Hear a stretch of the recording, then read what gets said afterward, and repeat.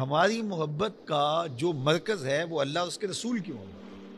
تو پھر جو بھی ان سے جڑا ہوا ہوگا ہم ان سے محبت کریں گے، وہ اہل بیت نبوت ہوں گے یا وہ اصحاب رسول ہوں گے۔ تو ہماری محبت کا معیار ذات رسالت مآب صلی اللہ علیہ وآلہ وسلم، بلکہ ان سے جڑی ہوئی ہر چیز ہمیں محبوب ہو جائے۔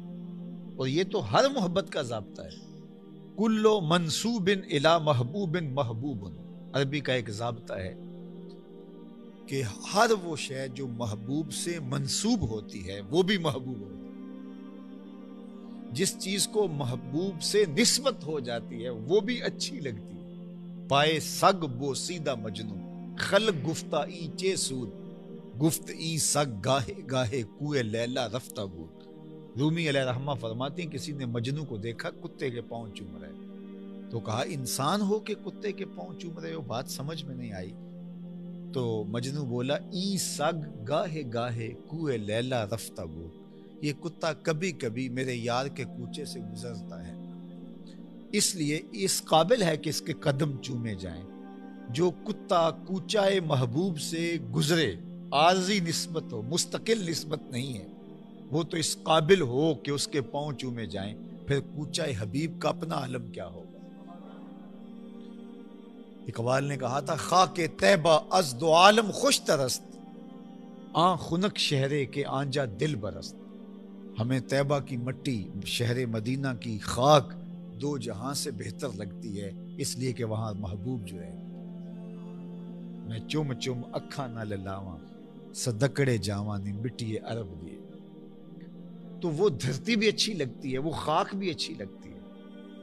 حضور جب تبوک سے واپس آئے تو یہ ایک لمبا سفر تھا اور کافی وقت بھی اس غزوے میں حضور کو لگ گیا، تو اہل مدینہ تو اداس ہو گئے۔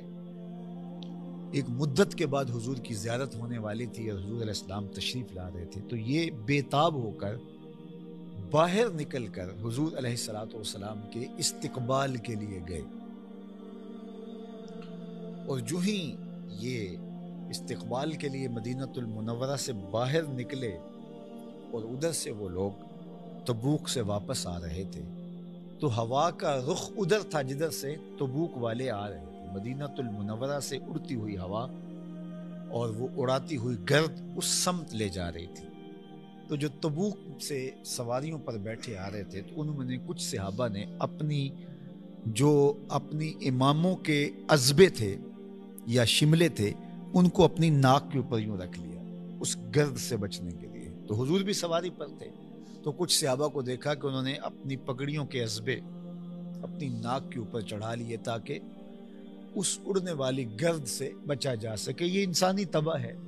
تو آقا کریم نے پلٹ کر کے دیکھا اور صحابہ سے مخاطبت کرتے ہوئے کہا کہ یہ عزبے پیچھے ہٹا لو، یہ جو گرد اٹھ کے شہر مدینہ سے آ رہی ہے، اس مٹی میں بھی اللہ نے شفا رکھی ہوئی۔ اور حضور علیہ السلام جب شہر مدینہ کی طرف آتے تو سواری کو تیز کر لیتے، تاکہ یہ شوق تھا حضور علیہ السلام کا اس شہر میں۔ تو جس شہر میں محبوب ہو تو محبین کے لیے وہ شہر بھی محبوب ہوتا ہے، اس کی گلیاں بھی محبوب ہوتی ہیں۔ تو کہا کہ اللہ اور اس کے رسول سے محبت کا تقاضا یہ ہے کہ جس سے بھی محبت کی جائے اللہ اور اس کے رسول کے لیے کی جائے، اور جس سے بھی نفرت کی جائے اس سے اللہ اور اس کے رسول کے لیے کی جائے۔ واللہ الذی لا الہ الا وہ اللہ جس کے علاوہ کوئی معبود نہیں، الملک وہ بادشاہ ہے، حقیقی بادشاہ۔ وہ بادشاہ کی تشریح ملک کی وہ کی ہے کہ جس کے حکم پر کوئی سوال نہ اٹھا سکے، جو وہ کہے اس پر کوئی اعتراض نہ کر سکے، وہ بادشاہ ہوتا ہے۔ اس لیے دنیا کے اوپر کوئی بادشاہ نہیں ہو سکتا۔ غلام خواجہ گیتی پناہم کہ در دینش ملوکیت حرام است، ملوکیت اس لیے حرام کہی گئی ہے۔ کسی کو حق نہیں ہے کہ وہ کہے جو میں کروں وہ کافی ہے، کسی کو بندوں کا خدا نہیں بنایا اللہ نے، یہ صرف اللہ کا حق ہے کہ وہ ملک ہے۔ خلیفہ ہو سکتا ہے اس کے احکام کی تنفیذ کرنے کے لیے اور اللہ کے احکام کی تشریح کرنے کے لیے۔ القدوس وہ قدوس ہے، اللہ اکبر، منزہ ہے ہر عیب سے، ہر نقص سے، ہر کمزوری سے، یہ قدوس کا مفہوم ہے۔ تنزیہ عن کل سوء، ہر برائی سے، ہر سوء سے، ہر امکانی چیز سے بھی کہ جس کے بارے میں نقص کہا جا سکے، اللہ اس سے پاک ہے۔ السلام اور وہ سلامتی والا ہے، سلامتی دیتا ہے، اللہ اکبر۔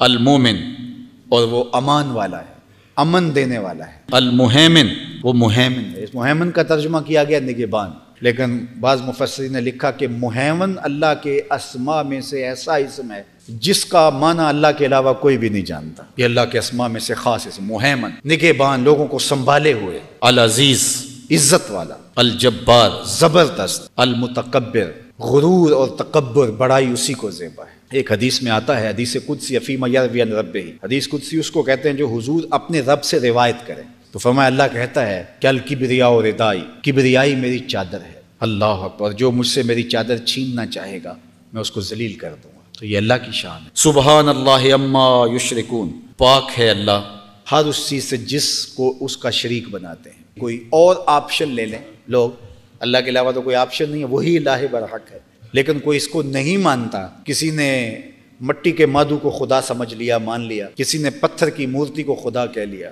کسی نے درخت کو خدا مان لیا، کس نے جلتی آگ کو خدا کہا۔ خدا ماننے والوں نے تو کمال کر دی۔ یہ کیچوا جس سے آپ مچھلی پکڑتے ہیں، کانٹے کے ساتھ لگائی جاتی، یہ بھی کسی مخلوق کا خدا رہا ہے، اس کو بھی لوگوں نے خدا مانا۔ سانپوں کو دیوتا اور خدا لوگوں نے تسلیم کیا۔ تو یہ لوگوں کے آپشن ہیں جو انہوں نے از خود گھڑے۔ لیکن ذرا اس آیت کریمہ کو دیکھو کہ اللہ کون ہے؟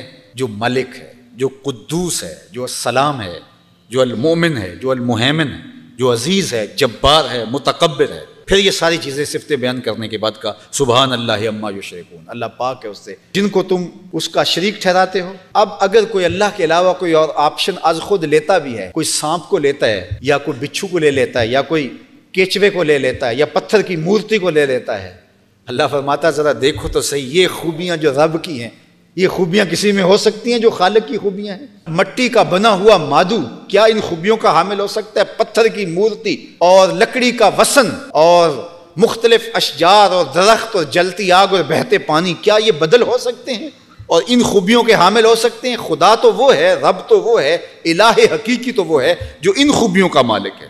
سبحان اللہ عما یشرکون، پاکی ہے اللہ کی اس سے جو اس کا شریک بناتے ہیں۔ هو اللہ الخالق، اور اس کی شان یہ ہے کہ وہ خالق ہے۔ خالق وہ ہوتا ہے کہ جو چیزوں کو بنانے والا ہو اور ان کا اندازہ مقرر کرنے والا ہو۔ الباری، اور پھر ان کو ظہور پذیر کرنے والا ہو، ان کو جو ہے وہ منصہ شہود پہ لانے والا ہو، وہ باری ہے، پیدا کرنے والا۔ المصور، پھر اس کو صورت دینے والا، یہ اس کی شان ہے۔ خالق بھی ہے، مصور بھی ہے، اور الباری بھی ہے۔ لہ الاسماء الحسنی، یہ اس کے مبارک نام ہے۔ یسبح لہ ما فی السماوات والارض، زمین و آسمانوں میں جو کچھ ہے سب کچھ اسی کی تسبیح بولتے ہیں۔ وہو العزیز الحکیم، اور اس کی شان یہ ہے کہ وہ عزیز اور حکیم ہے۔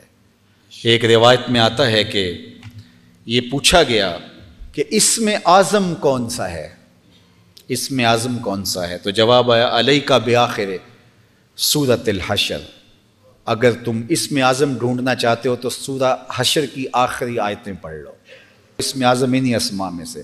پھر پوچھا گیا تو پھر دوسری مرتبہ بھی یہی جواب آیا کہ اسم اعظم تلاش کرنا ہے تو سورہ حشر کی یہ آخری۔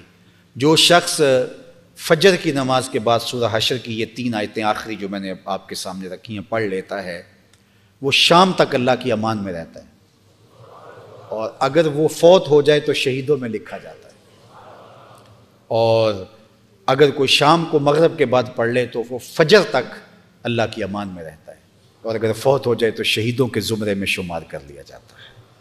تو سورۃ الحشر ہمیں بتاتی ہے کہ تمہارا رب وہ ہے جو ان شانوں کا مالک ہے، اور تم اس مالک سے فرار اختیار نہیں کر سکتے۔